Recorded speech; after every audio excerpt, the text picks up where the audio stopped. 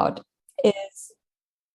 is to consider or to give some reflections on what counts as evidence in their particular disciplinary domain from the perspective of their empirical work, whether it's clinical work, whether it is sociological, whatever the kind of methodological modality that they most commonly use.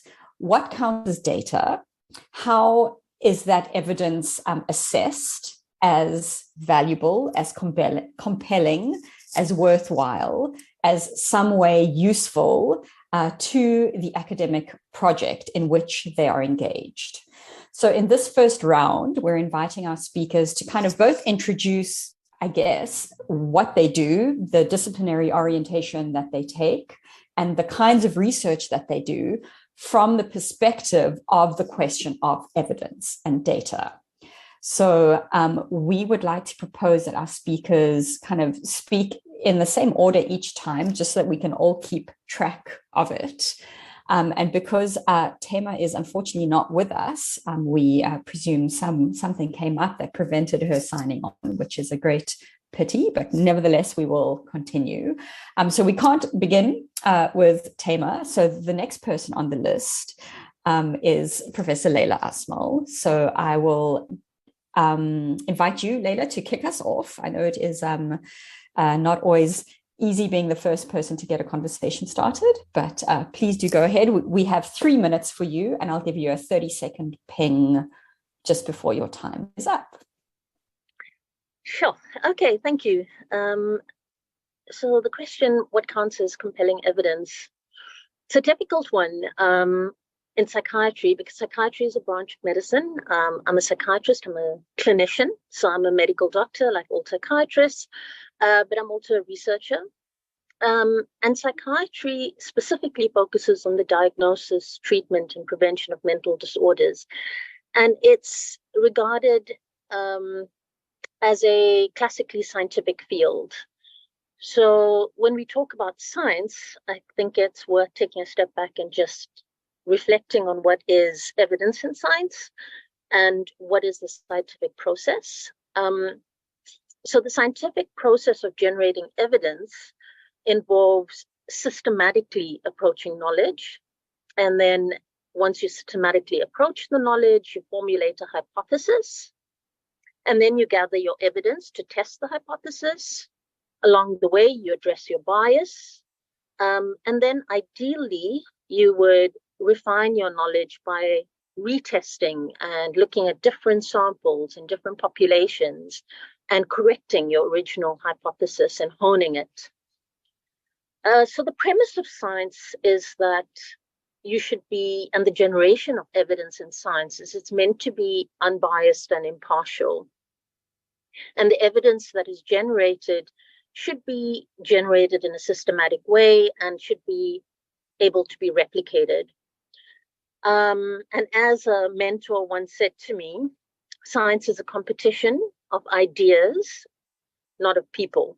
So, I mean, this is all hugely important because the evidence that we generate needs to be trusted by society. So Western medicine, if we're talking specifically about Western medicine, which is largely the frame I work in, is the dominant frame internationally in many ways in terms of kind of what is accessible to people, largely. It should really be seen as society as an honest attempt by scientists to describe the world accurately and without bias. However, after all of this lovely kind of explanation of what science is, the reality is, and especially for something like psychiatry, I mean, anybody who knows anything about psychiatry would know that Jung and Freud did not employ the scientific method. And a lot of therapy that's been used today does not employ the scientific method, but is hugely respected and widely practiced and has been hugely helpful for a lot of people. So there's that kind of social science and therapeutic approach to psychiatry. And then there's the more biological scientific approach to psychiatry, where there's been a lot of argument that the biological approach has a lot of biases within. So psychiatry, when it comes to generating evidence, has this push and pull between the social and biological sciences and how we need to balance that. And so our evidence is really essentially a balance between those different approaches and the biases inherent within them. I'll stop there. Perfectly timed. Thank you so much, Leila. So our next speaker is Lindsay McGoy. So your chance to contribute starts now. Thank you. Great.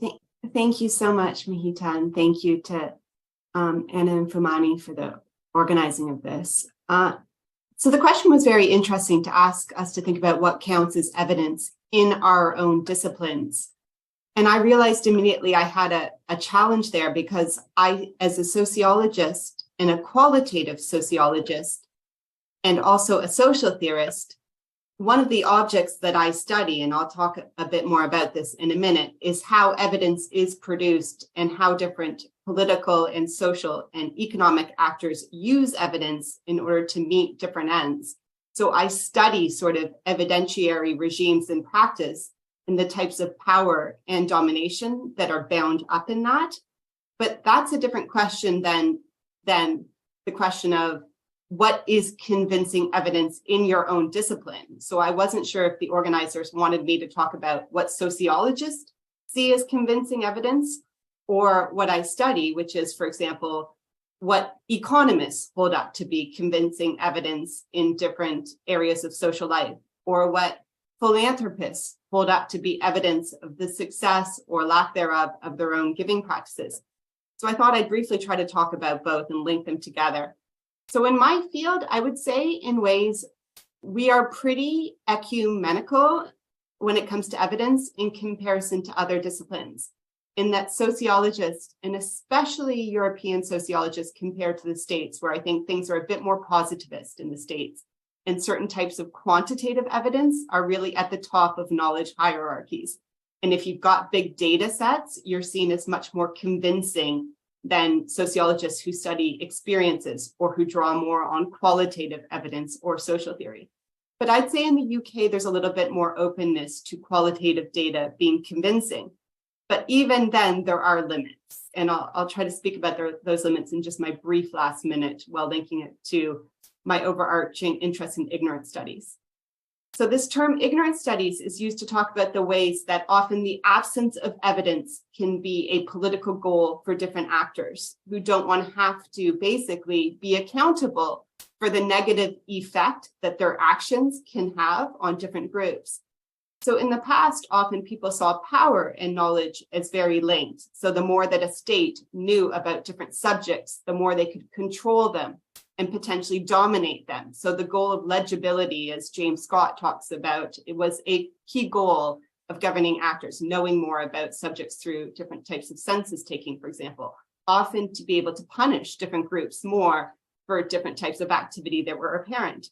But what we in ignorance studies specialism say is that often not knowing is also useful, and it can be a key goal of actors. But trying to convince journal editors that that was the case was very hard for me, because when I first tried to publish on this, people would say, what evidence do you have that people are strategically ignoring inconvenient information? And I would say, well, the absence of a fact is the evidence itself. And that was not very palatable, especially to US journal editors, which I'll come back to when it's my chance again to speak. But I hope I've managed to talk a little bit about the fact that although we claim to be quite open to different types of evidence, actually certain types of non-knowledge are harder to convince. And that is why they're quite useful for different groups, ironically. Thank you. What a fascinating starting point. So thank you for that. And our next speaker's turn is Amer. So over to you, Amer.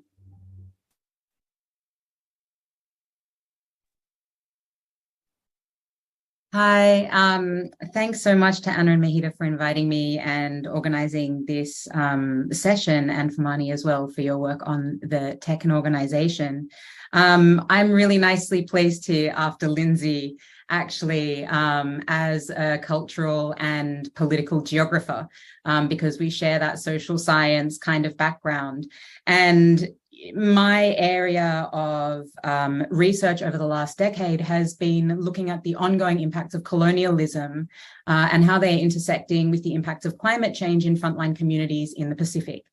And so as a cultural and social geographer working in the area of environment and climate change, what is really used within our discipline is a kind of multiple scalar modality that brings together theoretical, quantitative, and qualitative research together to kind of create a more holistic approach.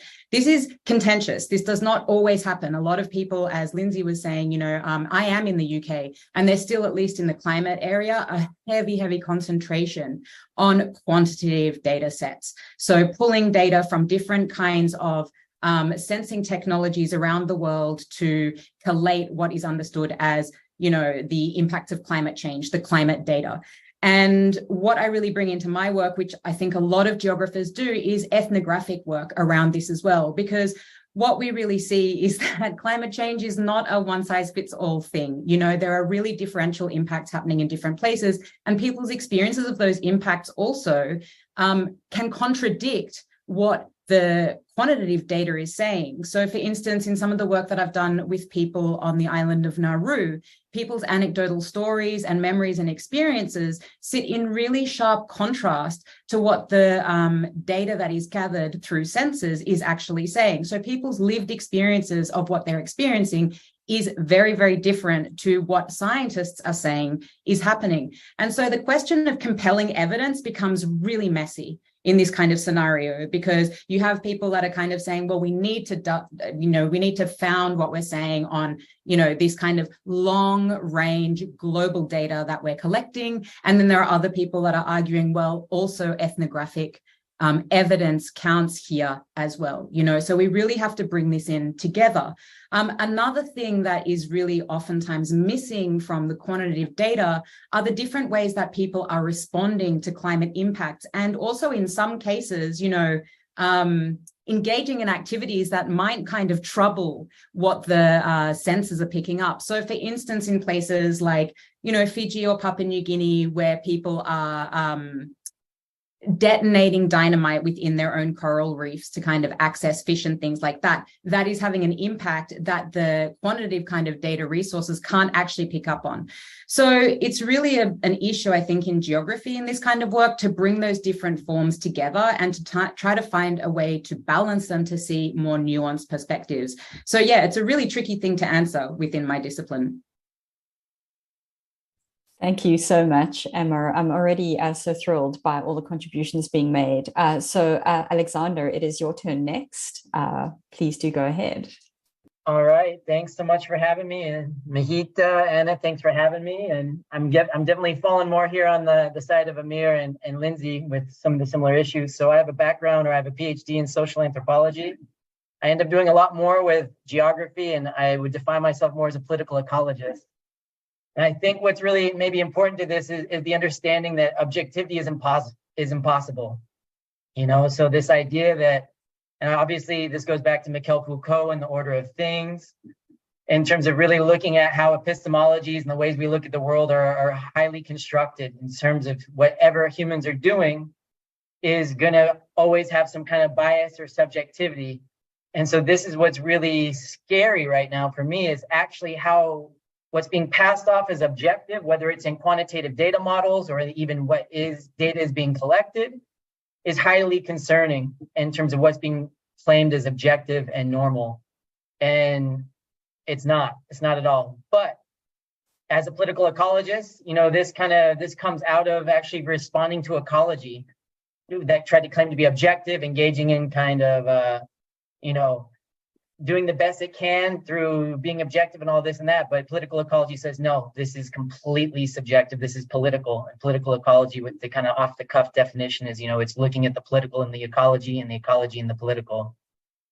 But in terms of on the ground stuff, what is compelling evidence? I mean, before I get into some of the specifics, related to ethnography and participant observation and interviewing and things like this, what is compelling when we live in a system that more or less is completely unresponsive to social scientists, especially, but scientists in general, especially in matters of ecological catastrophe or social crisis, often called climate crisis, and so on and so forth. But at least, to get down and dirty to it, but I mean, what counts? I mean, really just this idea of what is compelling evidence, none of it really, it doesn't hold, it seems like whoever's got the most money who will pay things off and keep the train and the existing system going in the way that it's supposed to, like that's compelling evidence. But at least in my discipline, or at least in the little ghettos that academia creates that we fight over to give kind of corporations power through publishing and get libraries plundered with, which hopefully we'll talk about more, is to really stress. So really, where does evidence come from? So for me, it's being there, being on the ground, tasting, smelling, eating, seeing some of the, oh wow, I already got 30 seconds. But yeah, so being there, the duration of time, how long you're there, the interviews, how you're actually triangulating those interviews with different kind of data from people or news sources or different places, even though some of those newspapers are going to be all crooked. And then also, and direct participation, being a part of it. And then of course, official documentation, those stamps still have a way to kind of make evidence. But we'll leave it there. Thank you so much, Alexander. Apologies that our fifth and final speaker is not here. And I'm sure she would have had something to contribute from the quantitative perspective. I'm not surprised that already our debate is taking us into the terrain of epistemology and into the terrain of thinking between and with and beyond this kind of quantitative qualitative divide. So with those starting observations in our first round, I shall now hand over to my dear colleague, Anna, to take us into the next round of the discussion.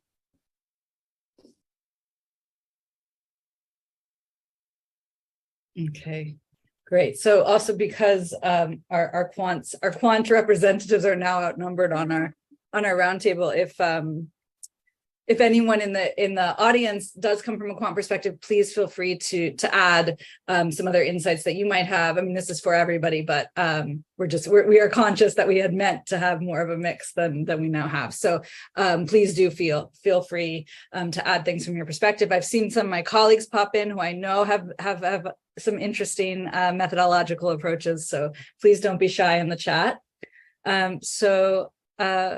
Our second question that we have asked our speakers to prepare is, in your experience, how has or can particular forms of evidence be used as an instrument of as an instrument of power?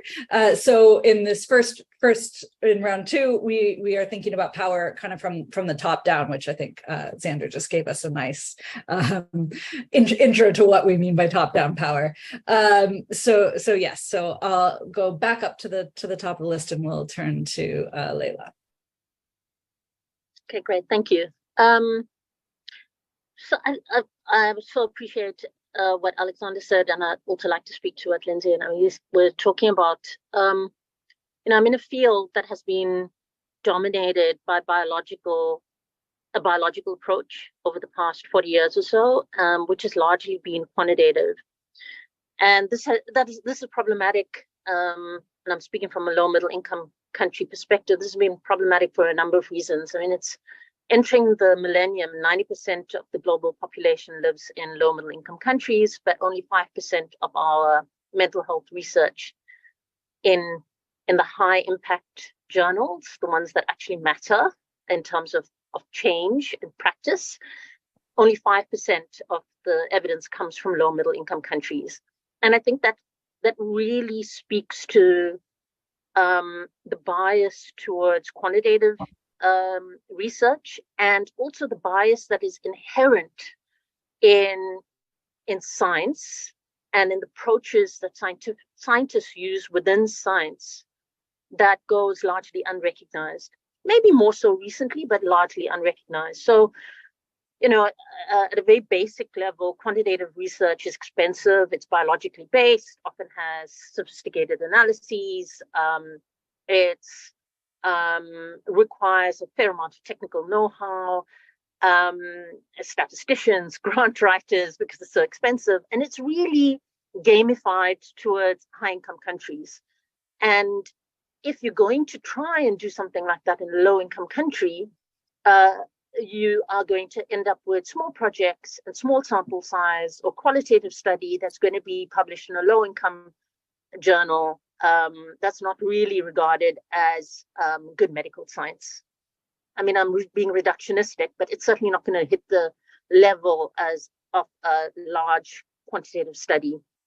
And so what you end up having is that, for example, in Africa, you have African collaborators linking with high-income countries, and then African partners speak about being just data collectors, not having a realistic leadership path. The high-income country prioritizes what research questions are asked, the approach of the project, and the African collaborators are sidelined on the collaborations. And it's not infrequent, and I've been part of it, where a high-income country collaborator kind of swoops in, comes on a fancy plane, and makes these kind of broad recommendations, and it's the low-income investigator that needs to do the work on the ground.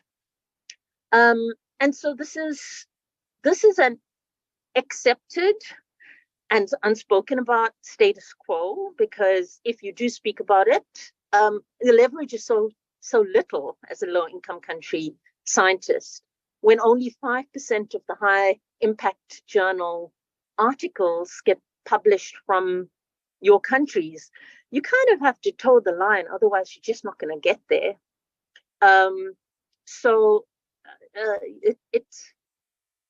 It's high stakes to be a whistleblower or to talk about systemic inequality, because the journal editors, the conference organizers, and the people who have access to a lot of the journals, because these journals are expensive, are all within the system, the bias within the system.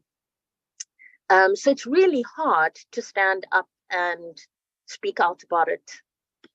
There was an interesting study that was done, which is a really classically good scientific study, where they looked at tuberculosis treatment amongst, and it was done in a really well done randomized controlled trial, and they had English clinicians to review the study, and they didn't expose or explain where the scientists came from, and the English clinicians rated the study as very highly. And when they randomly assigned the publication source, so whether it was a high-income country or a low-income country authorship, the clinicians would recommend the article differently. So if the study was found to be from a high-income country, the clinician would find it more relevant and would recommend the finding to their peers. If the study was found to come from a low-income country, the same science, the exact same science around tuberculosis treatment, and they also did one on cholesterol treatment, and solid science, the recommendations were completely different. Lower ratings of relevance, lower peer recommendations. And obviously this has an impact on, besides the scientific, the trajectory of the scientists as to whether they're going to get more grants and publications and get invited to conferences and speakers, etc. But it also has a implication on knowledge translation and accessibility to knowledge. Not sure how much of time I have left. But it's these inherent biases that also then translate to grant applications and whether you're going to be able to successfully get a grant.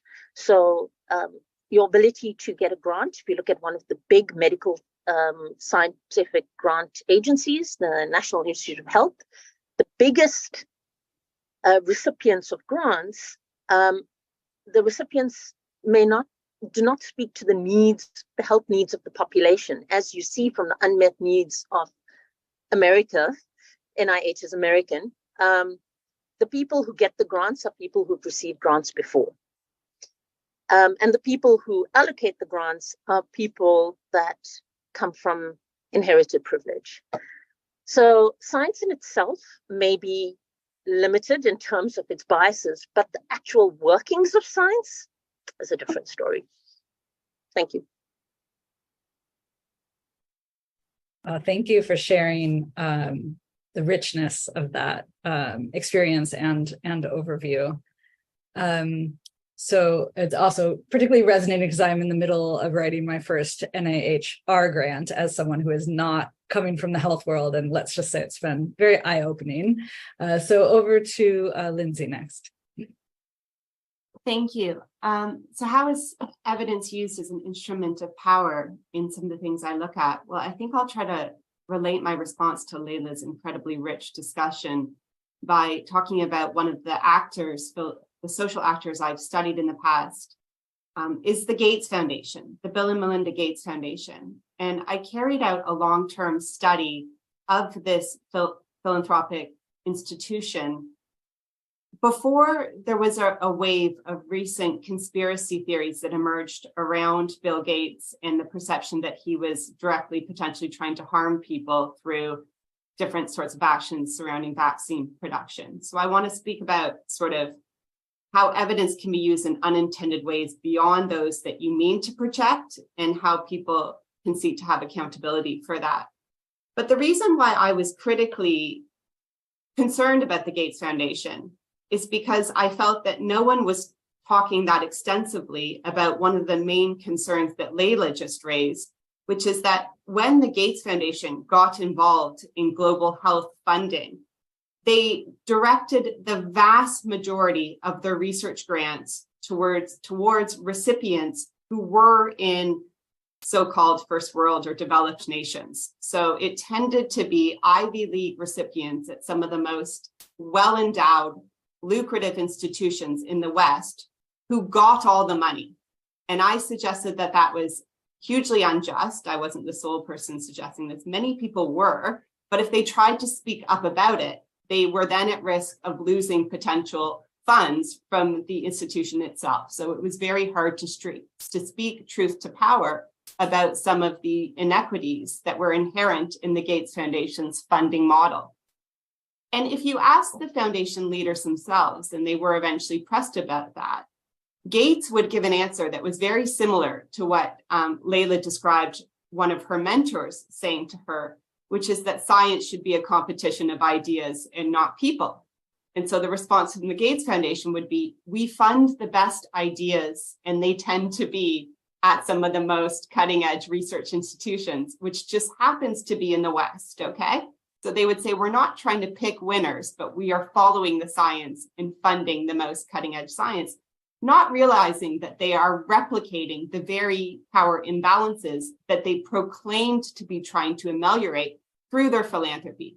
So if they say they wanted to end world inequality, which they claim to want to do, then logically they should be trying to enhance research and development capacity in poor nations and not undermining it through compounding existent inequalities as they were doing.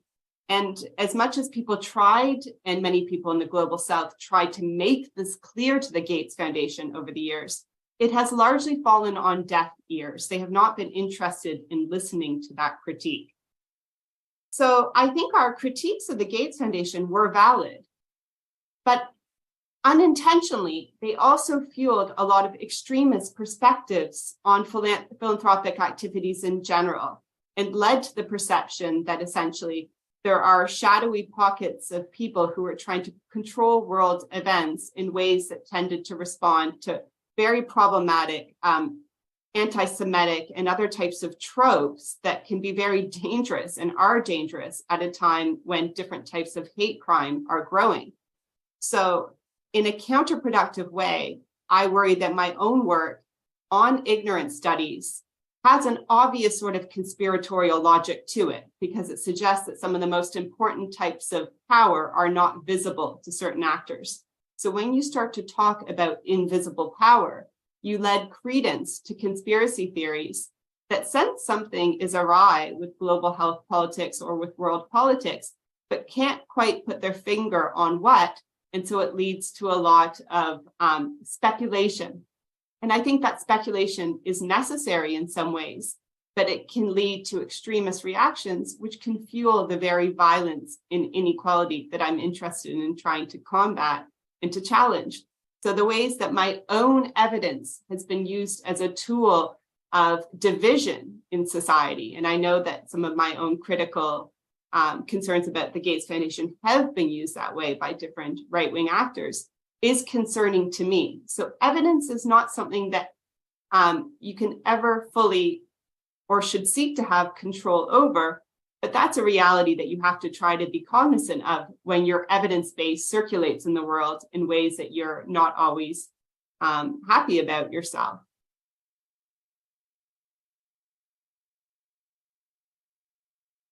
Again, thank you so much for sharing candidly, because I think we're getting some really rich insights about the realities of this work. So over to Amer.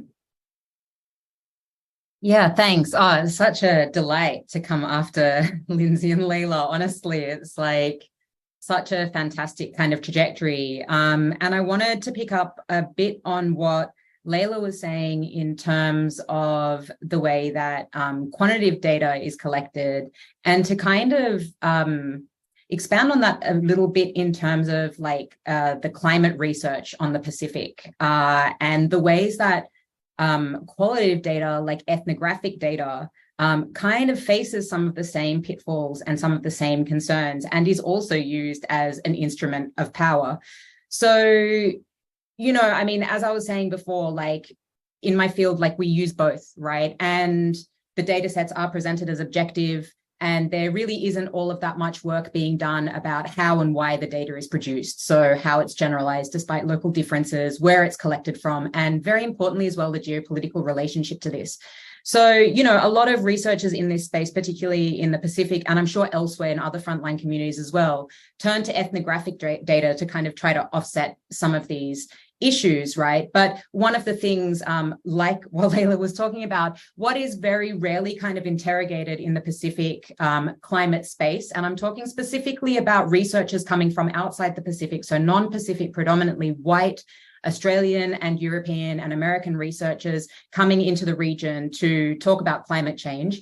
There's not really all of that much conversation. I mean, there is in a kind of a generalized disciplinary sense, but about who is asking the questions, even how are the questions phrased, what language are the questions placed into, and very importantly as well, who chooses the participants, how do researchers come into a place to conduct ethnographic work, what kinds of passageways do they go through in terms of research permits, working with governments, working with different kinds of organizations, and how are those organizations funded as well? Are those organizations that are funded by foreign NGOs, foreign governments, and foreign corporations? Are they grassroots organizations? Who actually is worked with in this space? So in Australia and in the UK, as a person who is a recipient of funding in both places to do this kind of work, what is very, very clear are the ways that funding is allocated, as Layla was saying, to Western and white researchers who are coming from outside. And the way that those funding grants are written have to be very much aligned with the local government's ideological principles and interests at that time. So in Australia, there's a very strong push on public-private partnerships and industry connections. And so what this really does is force researchers, you know, when thinking about the ethnography that they're going to do, is force them into framing the research and framing the way that the research is conducted down to the very questions that get asked, the way that these questions are written up about, and the kinds of evidence that is taken from the questions. You know, and this includes like the research relationships that people build is very much framed through these externally imposed interests and partnerships and ideological kinds of purposes, because otherwise your research does not get funded. So that is a really massive thing to kind of come into an ethnographic work carrying, and it deeply shapes who gets included in ethnographic research, who gets asked. In my experience, if you're working with governments, there are going to be government connections that say you can research this person, you can research that person, you can speak to this person, you can speak to that person, right? So those research relationships are already from the outset completely contextual and very much biased, and there is still this claim that ethnographic research, is kind of moving away from some of those generalizations that qualitative research kind of does, but there's still the same problems when the same people get asked questions by researchers over and over again. There's this funneling in of a particular kind of narrative through those externally imposed interests as well. And they're not just externally imposed, they're also internally imposed. This is the kind of research environment that we are all a part of, contributing to and re-perpetuating constantly. So I think this is a really important thing to think about. I would not put ethnographic or like qualitative and quantitative research, as opposed to one another at all. In the climate space, they completely feed into one another. And I think that the way that it is used as an instrument of power, the way that particular people get asked particular questions to perpetuate particular kinds of narratives that are lucrative and useful for researchers and the governments who are funding those research projects, is a really important thing to think about as well. But I'll leave it there.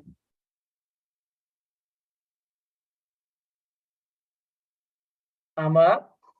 Great. Thank you so much. Yes, so rich. And again, thank you for sharing from your own experiences as well. Yes, over to you, Alexander. Yeah, no, this is good. I like where this is going. We're getting there. I appreciate the words from everyone, and I want to relate to them, and just really even from the beginning with Layla.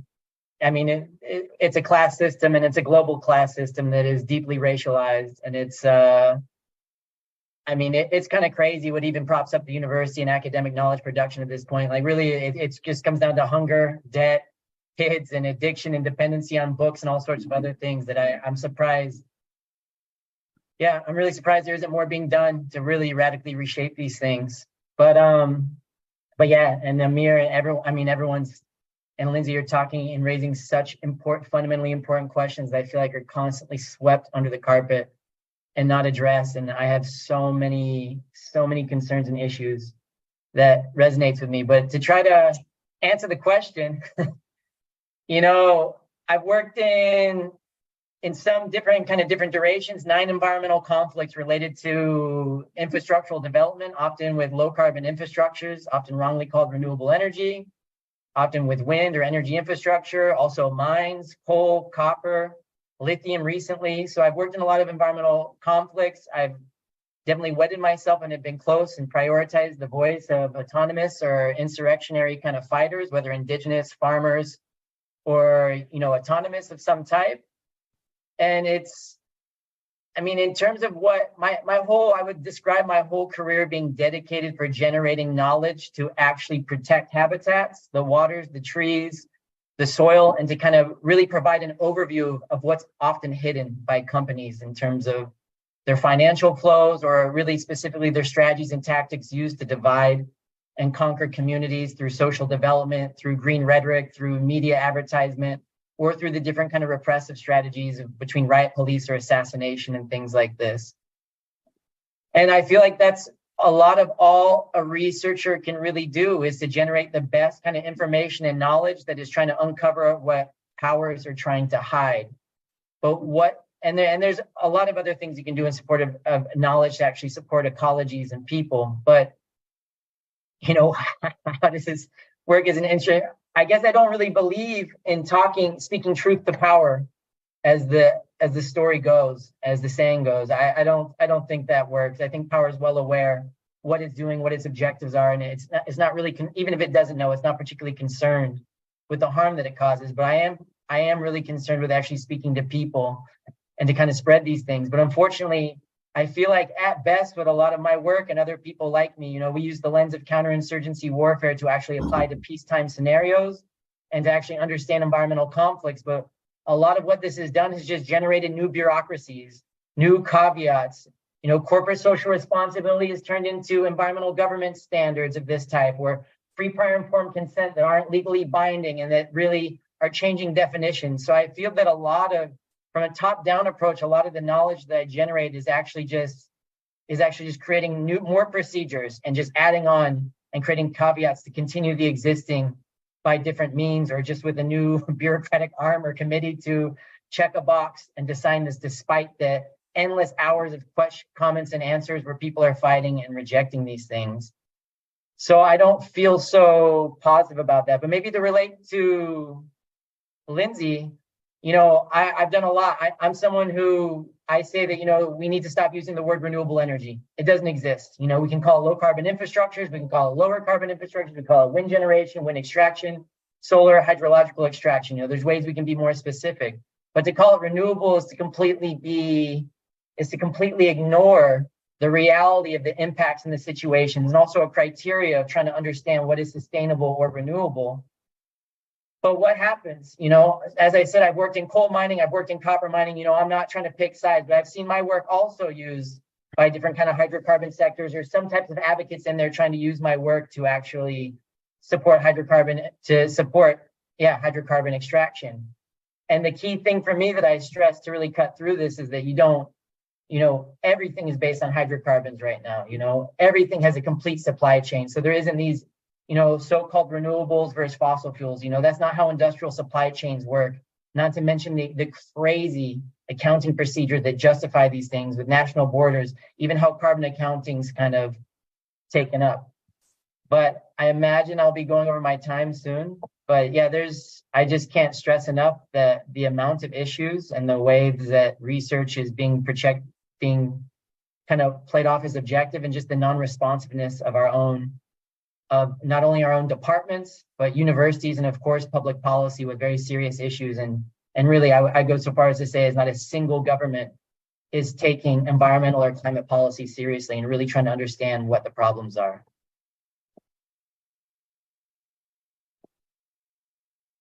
Great, thank you so much. Okay, I think that Tema has joined us, been able to join us. So I'm just going to take a moment to get her set up as a roundtable participant. It's great that so many of you are here, but a little challenging to now find her.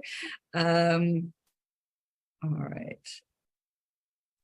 Perhaps Hermione can help us. I've got you. Yes. Okay, great.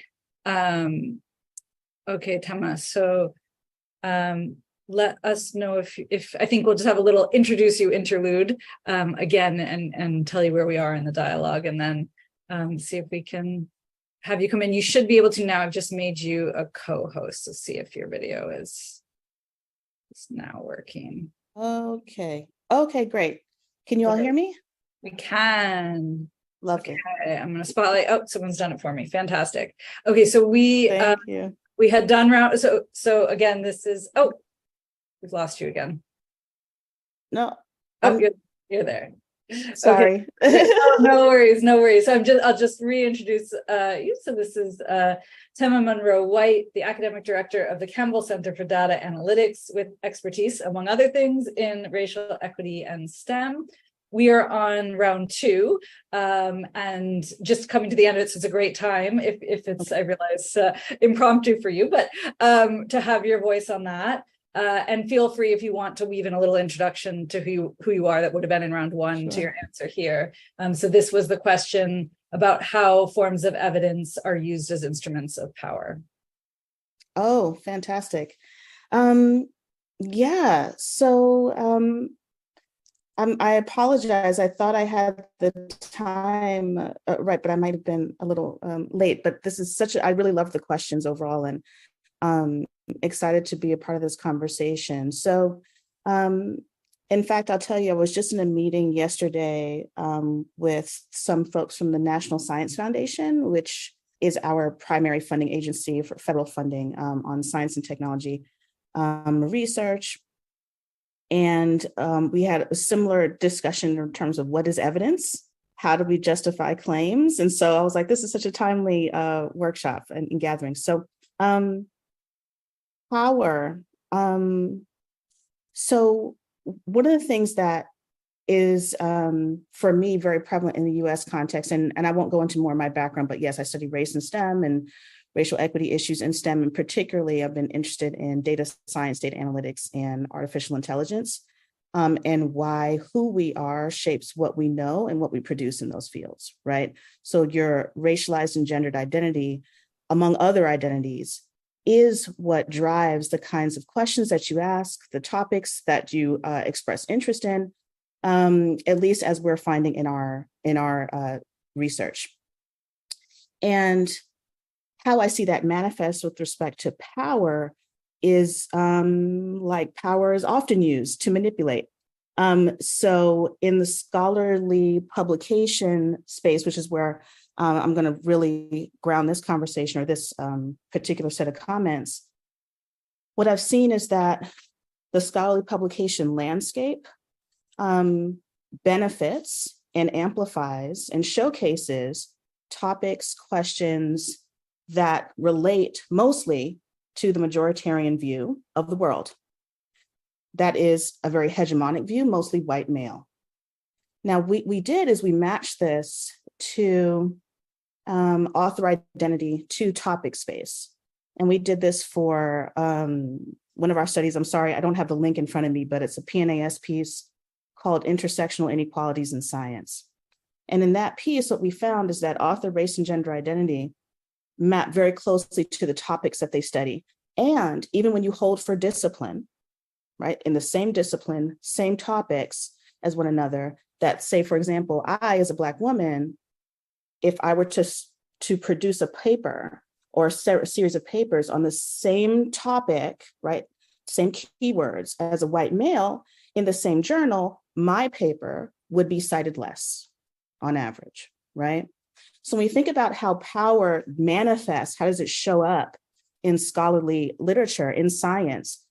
It shows up in a very clearly, I call it eugenics framing. It's like the eugenics map. If you all are not familiar with eugenics, it was this racial categorization of the races, categorization of people across the globe, again, developed by a very narrow segment of the population to highlight and amplify the position of a very narrow segment of the population, namely white men, white women. You know, it was very stratified, down, literally, to Black women, Indigenous women, right at the bottom. It was always male first, always women second, right, within each of these categorizations. And so we see this actually in manifesting in terms of citation counts, right, and recognition of who is an owner, like who has knowledge and who is able to, And so who can we attribute to actually be an expert in a field, right? There's always this person and maybe this person, but not really, right? There's this constant stratification. So this has severe implications, particularly for faculty who tend to be, right, the authors of this work. And even if you make it to the top tier institutions, this is work that's currently under review.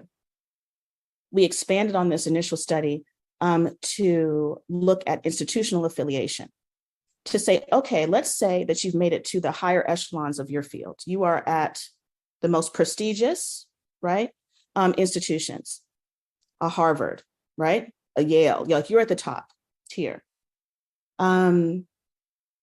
If you are, let's say a Latinx woman, right, and you've made it and you're publishing on the same topic in the same discipline as your colleagues, lo and behold, you still remain undercited.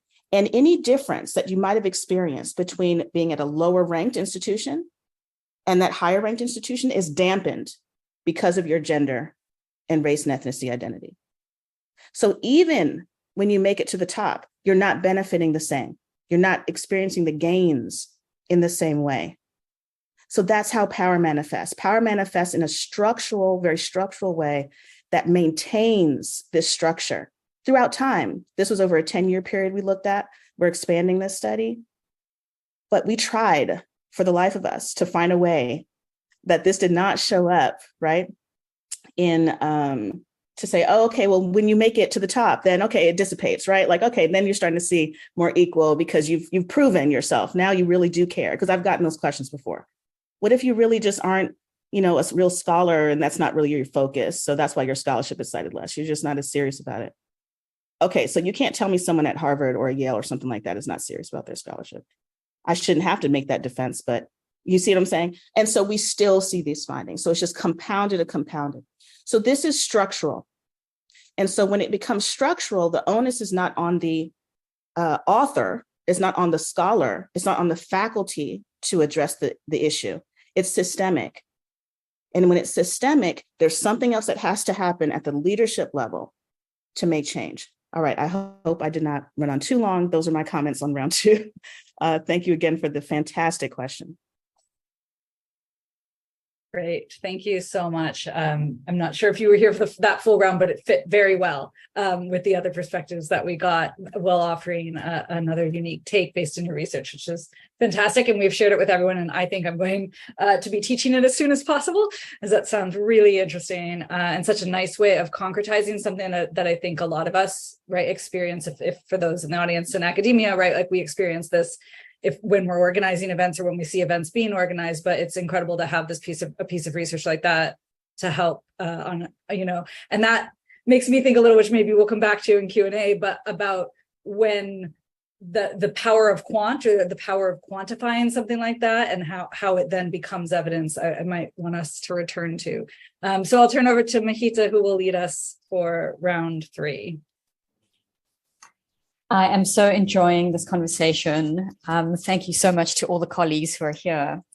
So in our third round, we've heard a little already about the different ways in which evidence is deployed by structures of power, whether it is economic power, political power, cultural, social power, right? The power exercised by knowledge, capital K, and the different forms of evidence which seem to be in constant tension with one another. Like, I love how Tamer put it, how do we justify our claims, right? That's such a simple and concise way to explain what evidence means for the scholarly work that we do. So in our third round, we want to invite our speakers to reflect on how in their own work or in their own disciplines, evidence that they've discovered or constructed through their research has the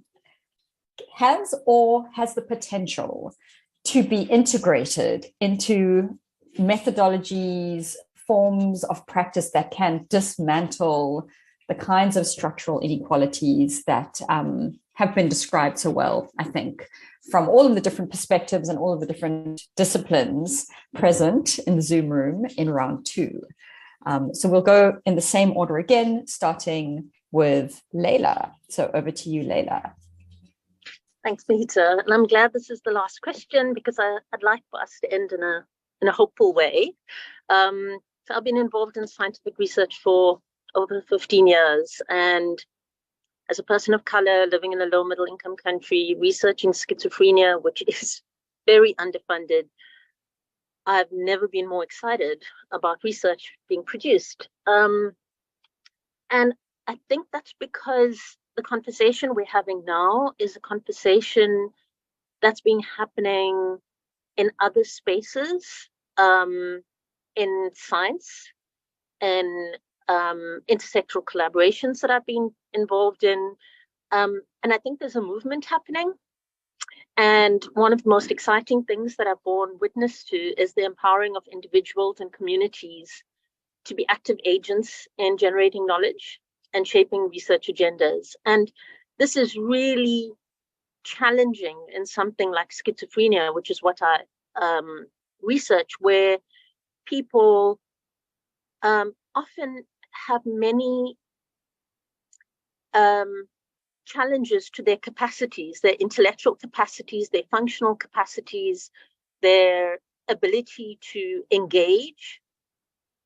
And that's the nature of their illness. and there's been such an empowerment to bring them to the table. There's a movement happening, and it's also made us take a step back and question our intellectual privilege. And I'd just like to kind of reflect on our conversations over the past hour and how challenging it can be to follow for someone who doesn't have the kind of verbal privilege and intellectual privilege that others may have, and how accessible research can be for many people, and this kind of discourse can be for many people. And one of the most hopeful things that I've seen is, if we go back to the NIH grants, which is like the NIH, as we mentioned, is one of the biggest funders for medical research internationally, the biggest funder. And an R01 grant is the pinnacle. And a person with the lived experience of schizophrenia, she was diagnosed with schizophrenia and substance use difficulties as a young adult, is a co-investigator who has recently won a $3 million grant. And the core of the grant is looking at the deeper issue of social inequality and structural determinants of schizophrenia. And 10 years ago, this would have been inconceivable. So I'm super hopeful. And I think if we're looking at it from a science perspective, we reflect back on the fact that we have to look at the biases inherent in the practice of science. There was an interesting study a few years ago that analyzed the PhD papers that were produced over 10 years in America across disciplines. And they found that the more underrepresented a person was in terms of gender or race in their discipline, the more likely they are to introduce novel concepts. So in the early 80s, a woman in computer science was more likely to produce something novel in their research than a man.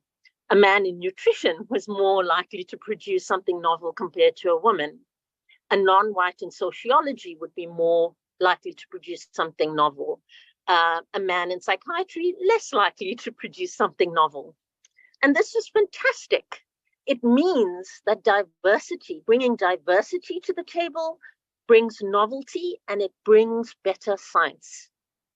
Unfortunately, what they found is that if you look at what that translates to, if a team or if the field, for example, computer science has mainly men, although the woman's work is more novel, that novelty doesn't get translated into impact. So it's not taken up for future research, it's not taken up towards policy, it's not implemented. But I think that that's changing. As people recognize the richness of diversity, and I see it in my own research as we are partnering with people with lived experience, as we are taking a step back and listening, as we are questioning our own intellectual privilege and what that brings to the table, as we are creating equal partners in research, we are recognizing that richness of diversity creates better science. And I'm so hopeful of that. I'm going to stop there. Thank you so much, Leila, for those amazing contributions. We'll move swiftly on to Lindsay next, as I'm sure you are all as eager as I am to hear what all of the panelists have to say on this theme.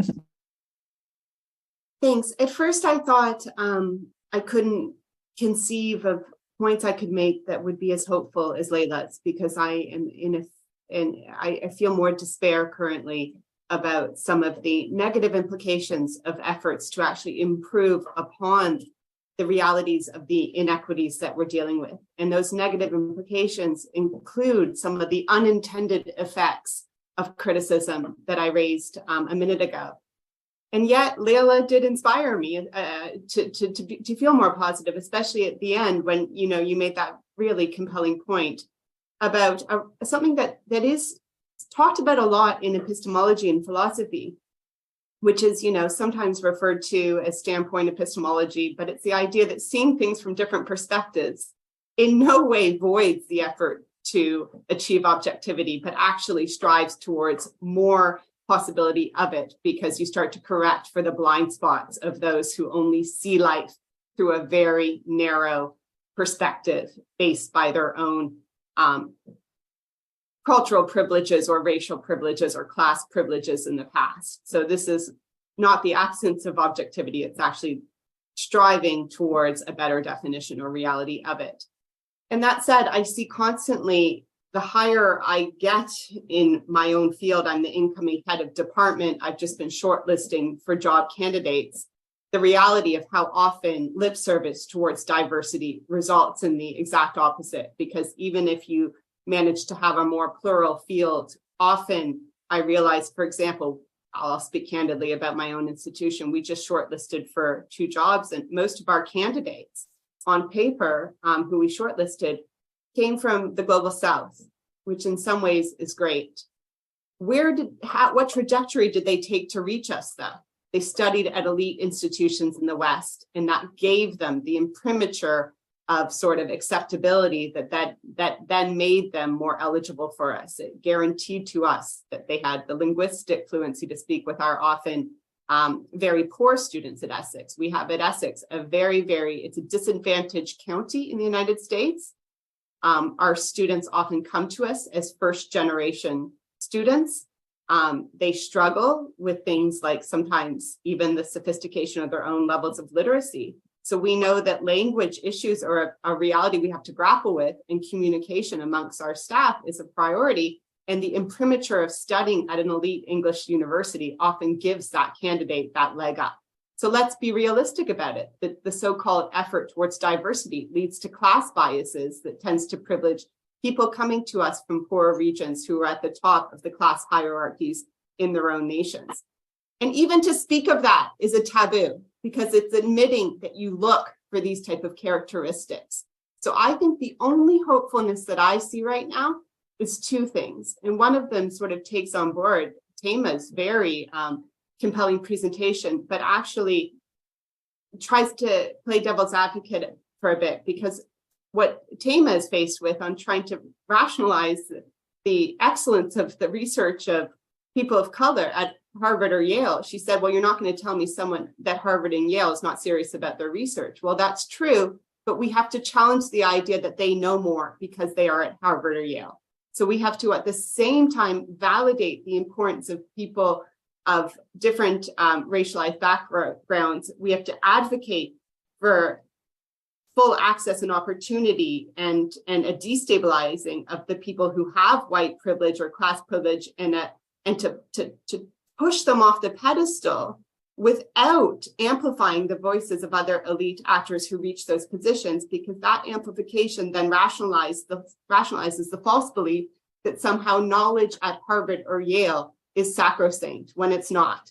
Like, I think Steven Pinker is not a serious person, and he is at Harvard, and he makes very problematic claims about the idea that we are living better than we ever have in the West today because of some of the great insights of white men who lived before Pinker. I kind of dislike and disdain that perspective, and to do so, I have to point out that Pinker might be at Harvard, but he's very much misguided in some of his assumptions of his own authority to speak fully or with a solid evidence base to the claims that he makes. So we have to, I think, and this speaks to something Alexandra pointed to, I think we have to really address and not speak truth to power, because I agree power doesn't care, but not be afraid for the consequences that face us when we speak honestly about the fact that certain achievements when it comes to an effort towards plurality will have unintended effects. And we can speak honestly about those effects without then that honesty being an apologetics for the status quo. The status quo needs to change, but it will change in ways that actually will be imperfect and that lead us to have a necessity for compromise that I think will be a word that needs to come to the forefront, almost as the new radicalism. Compromise is a type of radicalism, especially at a time when the political spectrum is divided by such proclamations of achieving a certain type of purity on one side or the other. So left puritanical purity efforts are a problem. You have to speak one way on every issue or else you're sort of cast out of the political camp. And then right proclamations of purity, someone is a true GOP member and not someone else, are also very problematic because they lead to someone trying to be more extremist than the next person when it comes to their hate politics. These are both problems, and we need to, I think, validate compromise as a good solution and as a radical rather than a sort of defeatist solution.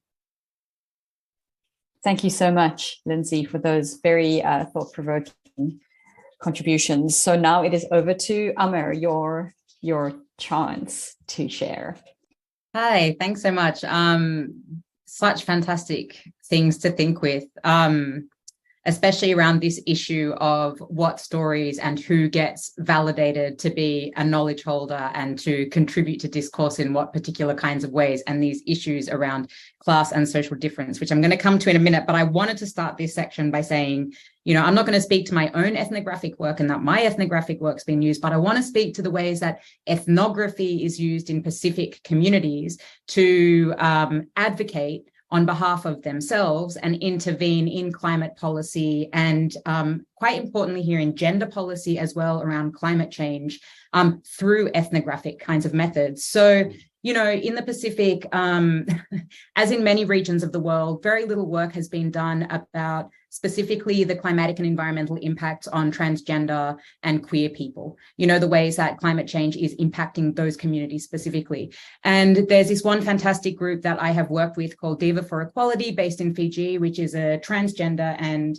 queer group that have been conducting ethnographic work within their community for several years now to produce policy reports and to produce information, publicly available information around the kinds of discrimination and oppression that transgender, very specifically transgender, but also queer people are experiencing in terms of access to resources like shelters during disasters and things like that, access to resources like rebuilding, homing, jobs, various kinds of material resources following disasters and crises brought on by climate change. And I think that this is a point where people are kind of community organizations that, yes, DIVA does receive external funding, but is also funded within Fiji as well, where organizations are really relying on the relationships that they have, the long-term community relationships, the kinship networks, the trust that they've built up over a really long amount of time to conduct their own research without the necessity whatsoever of foreign researchers coming in and setting an agenda or contributing in any real kind of way. So I think it's really important to kind of see that these kinds of methods are inevitably and always being used by people within communities that have really no interest in, begging from external investments or external governments, begging for some kind of recognition or some kind of, necessarily even funding to conduct work that is extremely beneficial for their own communities in their own regions without even thinking about, external foreign research partners in that kind of way. So I think that's a really important point to make, is that, it's very easy for people to find podcasts, social media, websites, all these sorts of things coming from within frontline Pacific communities where people are doing the organizing themselves and also articulating the ethnographic work that they're doing and the organizing work that they're doing themselves in their own voices and in their own words. And so I think it's always important to look at that, how people are using those methods and communicating that, and to kind of get ahead a bit out of this idea that the university is where everything's produced, because it's absolutely untrue, and I think we would all say that. I think we all know that as well. One of the things that I did want to think about this a little bit, and from what Lindsay was saying, is, again, it does also come down at times as well in saying this to what kind of Indigenous knowledge is being feted as the real Indigenous knowledge, what kind of voices are heard within their own governments and within their own communities, and what kinds of things are seen as legitimate. Because of course there are still, like, within those marginalized communities, very, very marginalized sectors and other marginalized actors that are not going to be included even within community research, and so these kinds of issues around class and social difference happens as well in community-based ethnography. Like, it is going to be a recurring problem that is faced over and over again. So yeah, I just kind of wanted to bring that into the conversation and to say, like, especially within communities working on climate change, I think also a good example is looking at the position of Vanuatu in the push to get the term ecocide recognized by the International Criminal Court, the work that they've been doing with Polly Higgins, who is now sadly passed, on getting ecocide recognized and advocating for different kinds of forms of reparations and forms of legal change, the ways that countries are using the evidence that they're gathering themselves, 30 seconds, to advocate for these kinds of things is a very strong example of how ethnographic evidence is being used as used for empowerment and forms of resistance.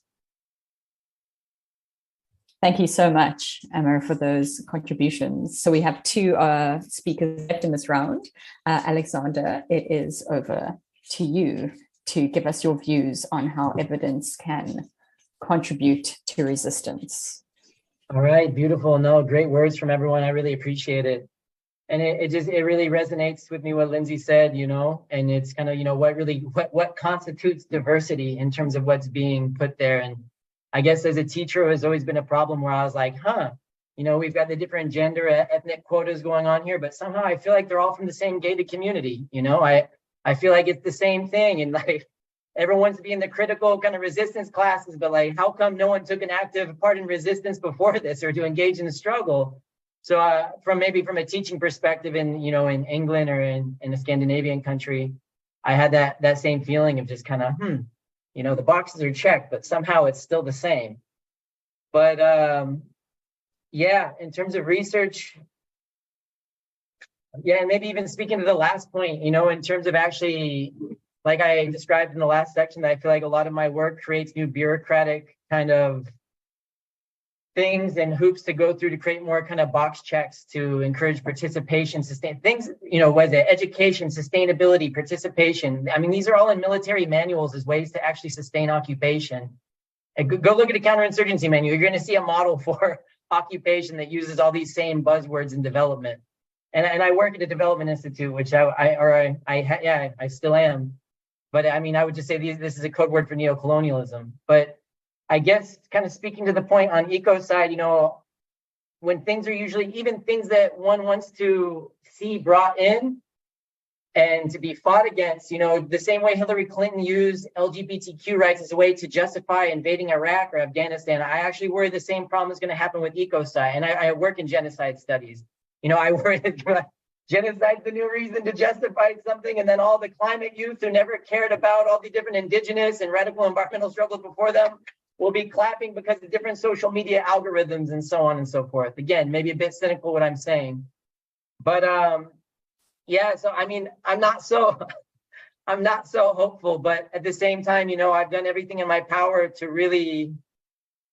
to produce knowledge that can help people defend their territories, defend their habitats.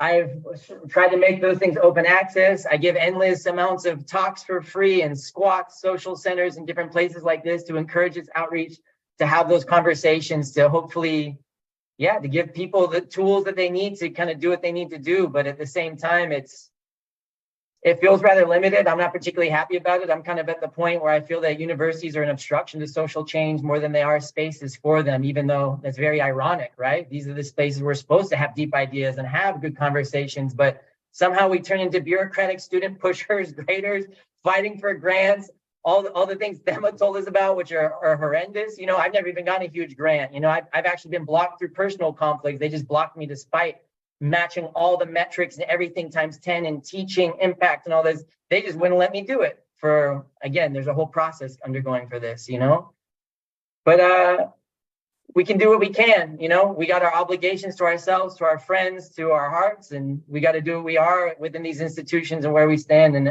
But I guess for researchers, I think there's the big thing is, are we always kind of placing ourselves outside the conflict? Are we looking at the world through the linear vision, I guess they call it, through the window, turning things into petri dishes? Or are we actually really remembering we are in that petri dish and we're not separate, even if we can get a plane out of there sometimes?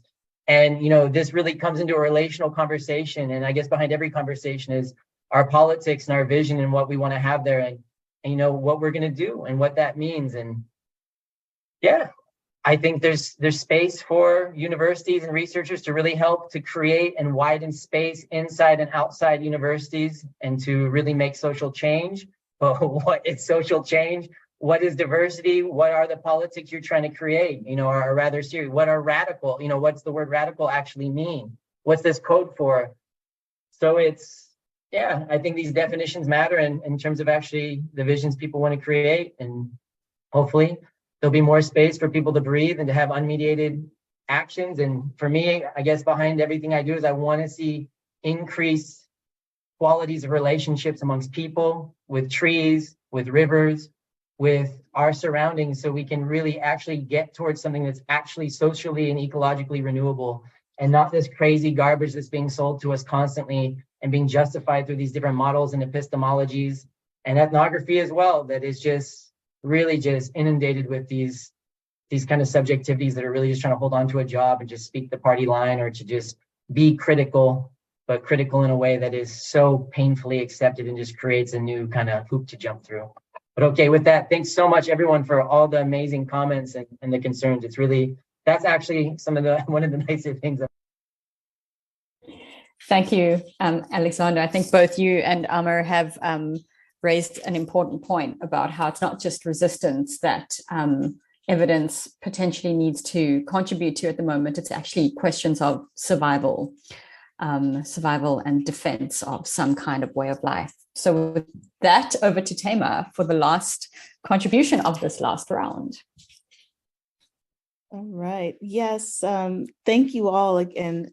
Ditto all the amazing, thoughtful comments. And I love this panel. This has been so far just a really lot of fun.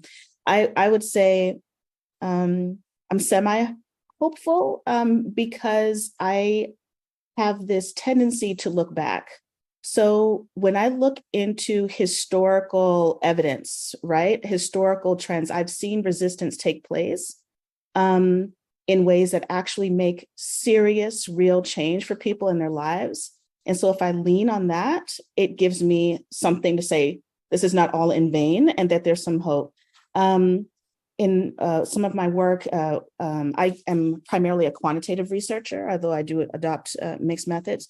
And because of that, and those of you familiar, right, the quantitative world has been very hesitant on positionality, critical approaches, critical lenses, and there are things, but that's changing. And that's changing. I'm not going to try to attribute why, but people like myself who approach their work critically and the underlying meaning of data, right? What does data mean?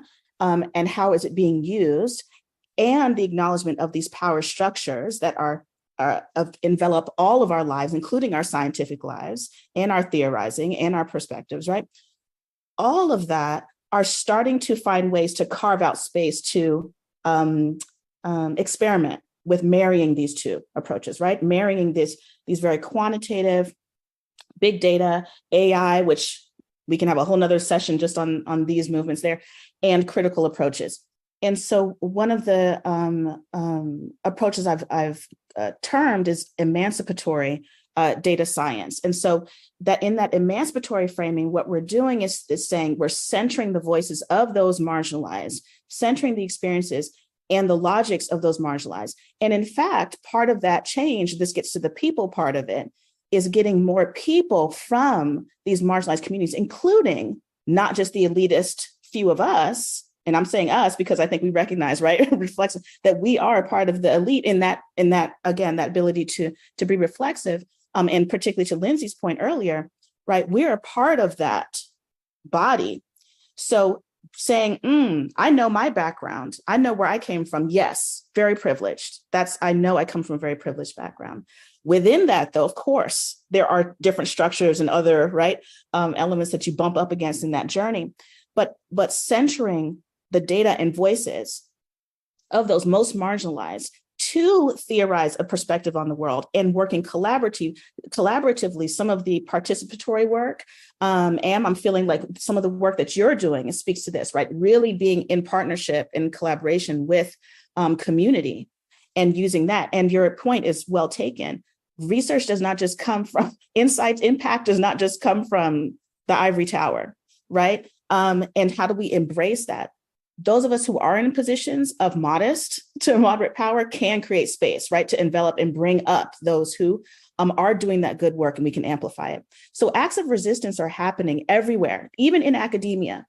And so, and I'll just use my very odd case as an example to the other point about this perceived prestige, right? So again, in the US context, we have Howard. I'm a graduate of Howard University. I'm sorry, I was talking about Harvard earlier. Howard University is a historically Black college and university in the United States in Washington, D.C. I was born and raised in Washington, D.C. I went to Howard after leaving another prestigious, very Ivy. And I left that Ivy precisely because I was protesting the tax on my mental health and labor. I was in constant protests. I had to, it was exhausting. And okay, while I appreciate the experience there, I was like, I just came here to study psychology. I was a psychology major way back in the day.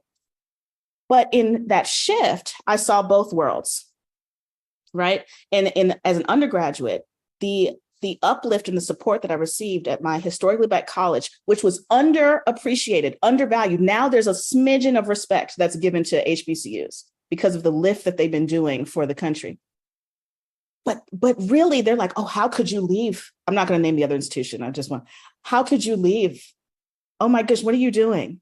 There was this idea that I had lost my mind to give up, right? This very prestigious elite undergraduate institution for a Howard University. Now, I explained it away. I said, oh, I'll go to grad school and I'll make up for it there and I'll be this and that. And I'm like, this game that we have to play, right? To pedal to these norms, and the assumption that you're right, Lindsay, the assumption that Harvard is the best because it's hard. It creates this circular logic, which is very dangerous because when they do say things that are ignorant and wrong, and I have seen grants come through, again, I've seen it because I'm a reviewer for a lot of these NSF grants.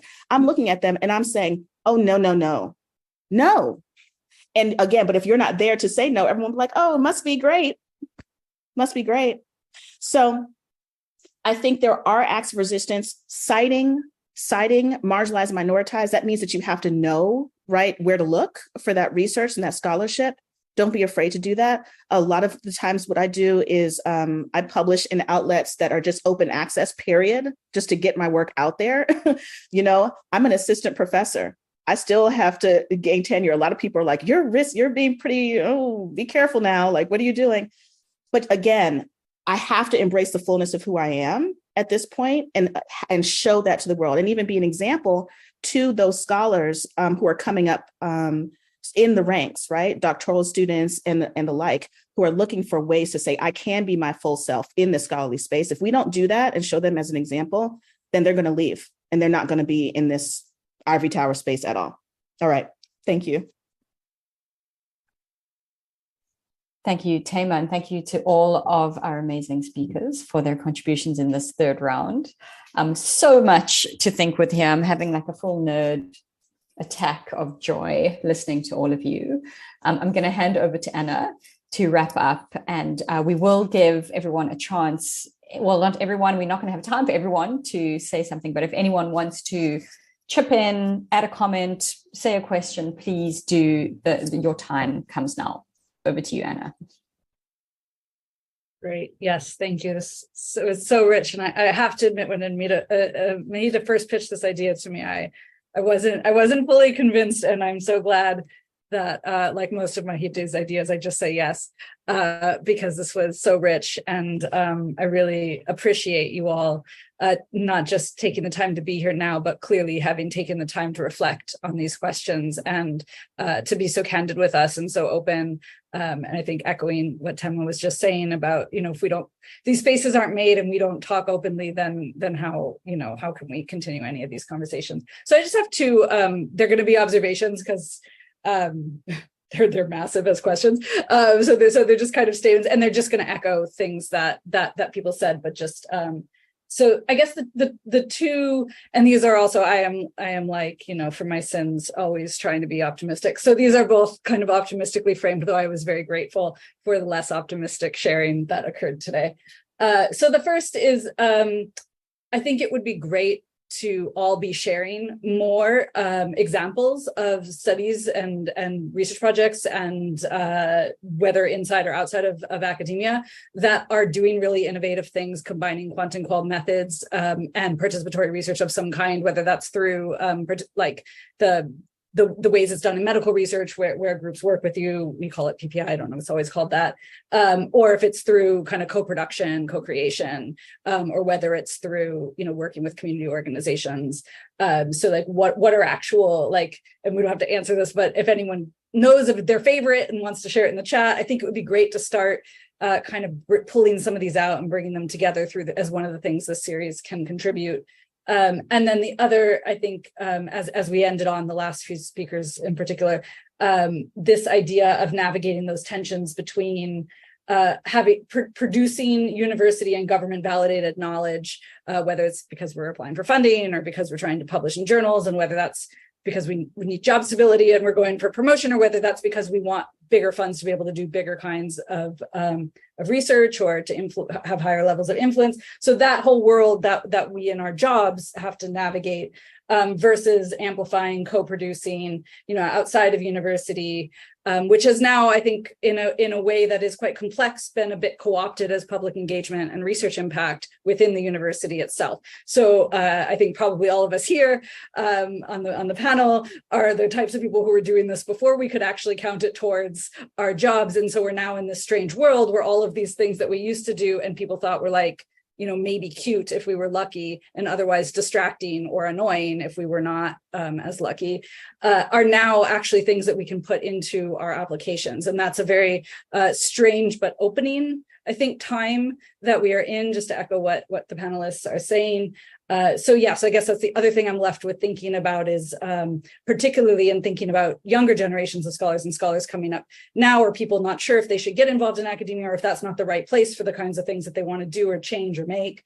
How do we kind of approach this world that we're in? Okay, so those are my what we called pithy observations that I was responsible for.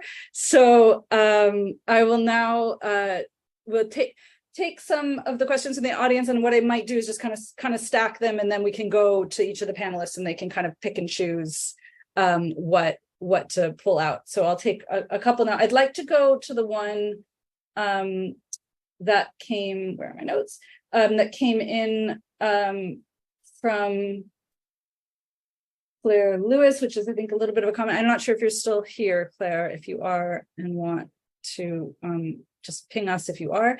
So she said, I work for the UK government, FCDO, and we're launching research calls on environmental degradation, aiming to be interdisciplinary and locally led to avoid some of these issues being flagged. But would love to hear thoughts from the panel on how we can do better when funding research, noting the power structures inevitably baked into that dynamic that can't be escaped but should be noted. So I think that's a really nice kind of concrete question that came in. And I'm not sure, I haven't pulled any of the other ones from the chat. So the other point that I have from the chat from earlier was about kind of echoing some of these things we were talking about how institutions and embedded privilege. So the point that most research in Western countries is only representative of those countries, but nevertheless makes universal claims. This also happens in the humanities and was highlighted by today's accusation of Nobel Prize winner Maria Ressa against Oxford University's Reuters Institute of Study and Journalism. I just think that's really important, that we tend to kind of act as if these problems are so much bigger in the social science, in the hard sciences first, then the social sciences, and then, but the humanities is where all the critical, rebellion occurs. But I think that's probably a detrimental way of thinking for advancing these things. So I think that's an important point. And sorry, that was from, apologies if I say this wrong, Wario Alfonso Luga Ocando. So apologies for butchering that. If you are here and either of you want to come in on the chat, just let us know. And Mahita, did you catch any other questions that? I didn't. I think you caught them all. We've had a rather silent group of participants, but perhaps that's just because they've been so wowed by the amazing contributions. Gyro's here. Gyro, do you want to come in and make a comment in your own voice? We can enable that if you'd like. He can't open the camera. I can fix that. Can you? Thank you. I just have to find you, so we might want to do. Yeah, come back to it while I think I can do it. Wait, let me figure it out. Maybe Fumani can also help us. I see you. Yeah. All right. That should be. Oh, I was going to turn it off for everyone. I will do that now in the back. I think you can turn it off for everyone. Yeah. Hi. Hi, Gyro. Thank you. Thank you. It's been a fantastic panel. I've been really oh, we should like this. And so it's very exciting also to hear all the discussions of the roundtable. I don't know if you all saw today that there's a big news on The Guardian today in the UK. The Nobel Prize winner for journalism made a huge criticism of the Reuters Journalism Institute about their study on digital news. And I think this criticism really reflects a lot of the issues that we've been talking about here, particularly in relation to how you are allowed when you do a study in Britain or the United States and you cite CNN or BBC, and then you say, oh, this is the way media does things. Like you tend to make universal claims that actually in reality are not applicable. And I think at the center of the problem of diversity and recognition and in all areas of social science, humanities, but also natural science is this tendency to see who is in power and who controls this. And there's a group of people in the University of Granada in Spain who've done a lot of research about metrics and power. And their work is really fascinating because, for example, some of the things I can cite you, scholars in the US, and please don't quote me on that because I can't remember exact numbers, but it's something like between 60 to 70% of the intra-references and citations that US scholars make are inside the US. So if you go through the majority of papers in areas like medicine, physics, astronomy, etc., the most of the citations they do is from scholars in the US. Meanwhile, you go to places like South Africa, Venezuela, Colombia, wherever you go, and it's completely the reverse. We tend to cite them a lot. And, part of that, of course, is the English language, but a lot of that is what Apapuri called the fear of small number. I'm still citing Apapuri despite the scandal, but, and this atavistic complex that seems that unless it comes from certain universities or centers of power, it's worth citing, and if not, it's not worth citing. And of course, language is also a career. We are all, at least here in the Middle East, we are all chained as slaves for this notion of Scopus, and we have to if you don't publish in Scopus, which you don't get, and we're completely bound by that for contractual reasons or etc. So there's I think at the center is the issue of power, and that is in fact the reason why we have so little diversity in research in all areas, not only, by the way, in social science and humanity, which of course happens far more, but also even in natural science. And several studies about citations and metrics over and over again underlines the fact that certain academia is so powerful that gets cited a lot, and it, in many cases, has nothing. I do get it that quantitative research is far more costly, but it's in all areas, even in areas where you work with qualitative research. And of course, like in our area, media and communication studies, there's a group of probably 25 to 30 journals that hold power. and the same applies for conferences. You go to conferences like ICA or IMCR, in our area, or AGMC. I mean, AGMC is basically US led. You see absolutely almost zero diversity in AGMC, and nonetheless, their journals, their publications are the most cited. So, there is a real absence of Global South voices in this. And again, it's not only in humanities and social science, but even in natural science. So I think that's today's story about the Reuters Institute is really, really reflective of this problem. It's not only that the study is not comprehensive and encompasses, and actually in some cases put in danger the journalists, but also this universal claims that comes from this type of studies, and then it becomes a paradigm for all of us in which we have to follow this type of theories. And I have fights with my faculty all the time because I need to apply this theory. No, you don't. It actually doesn't have nothing to do with your context in the Arab world, but nonetheless they themselves are very bound, feel very obliged, and says, Professor, but if I don't cite this, I don't get published. And I say, well, but the fight is fighting. So I'll leave it there.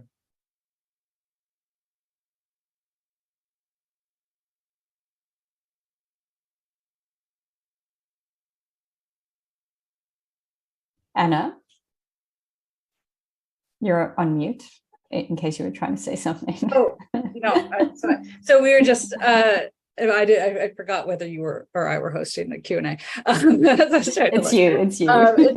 Okay, so just if there's nothing else that's come in from the audience on top of those, so what we'd like to do is just give a chance for the speakers to, if they have any final or last thoughts or anything they'd like to say before we wrap up. So just a short final thought. So Leila, anything from you?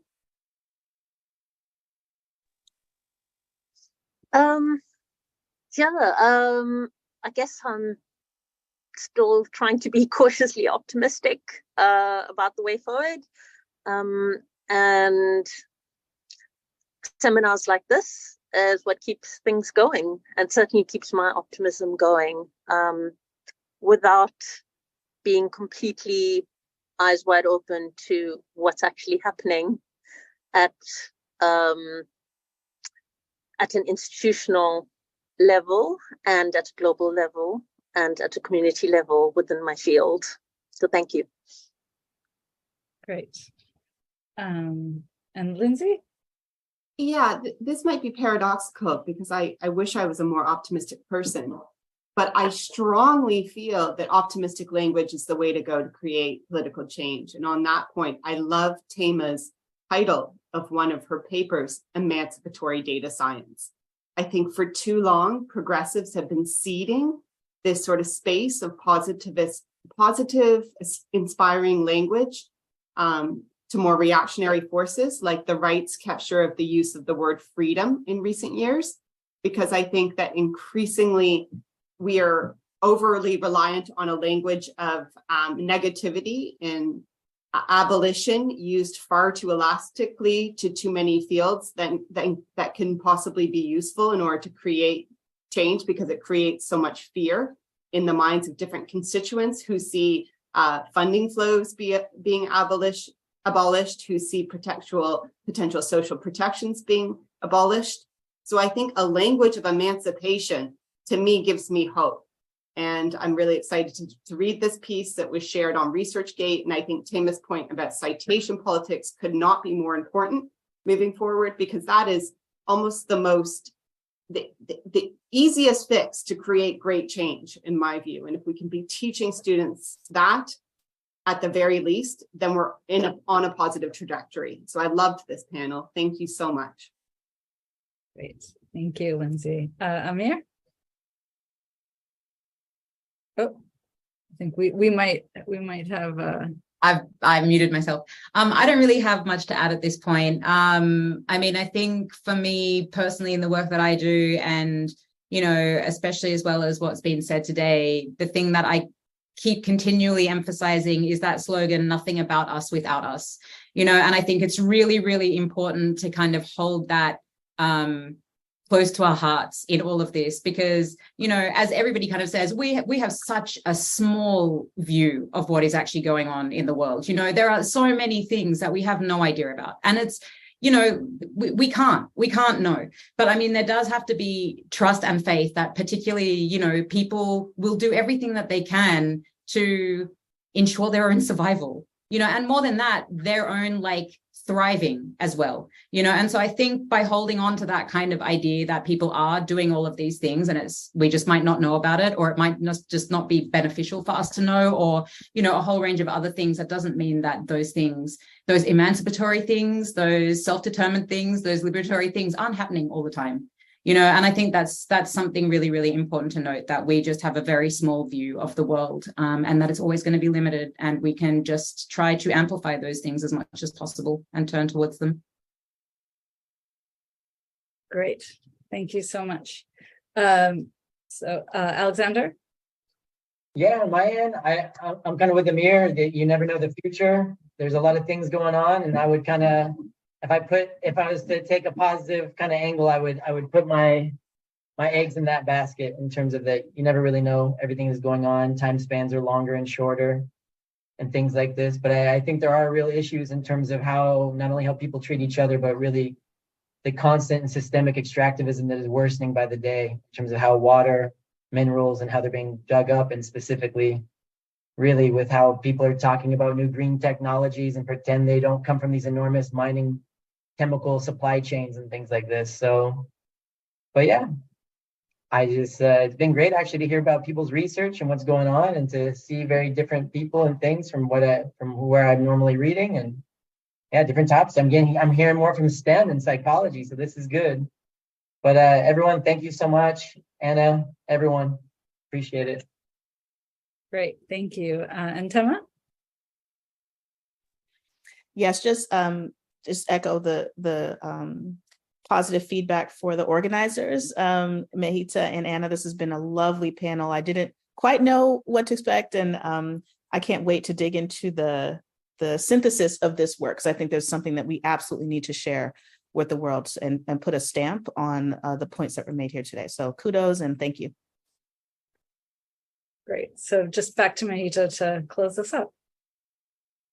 Thank you. I just wanted to say a last word of thanks on behalf of both myself and Anna, and the 2 research centers and institutions that we represent, which feels strange to say after the deep and critical dive we've taken into thinking about power and how it operates through knowledge construction and knowledge making.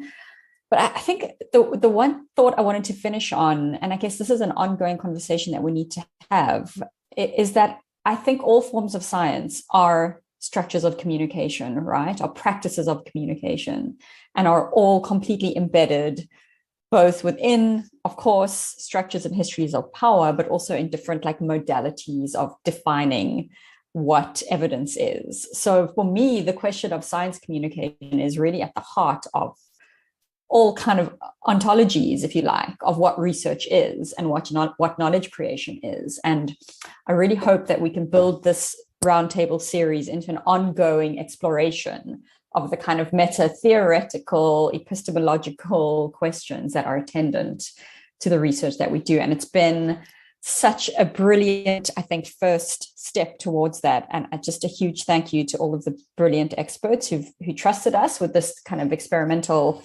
idea, and for helping us to prove the point, I think, that we have to keep having conversations like this, and for them to be formalized, and for them to keep going.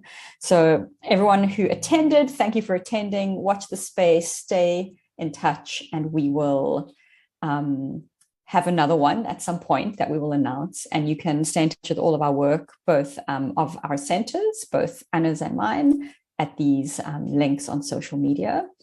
So I think thank you so much to Leila, to Lindsay, to Tema, to Alexander, to Amer, and to Anna, and to Fumani behind the scenes, who brought us all together. Thank you. Thank you all.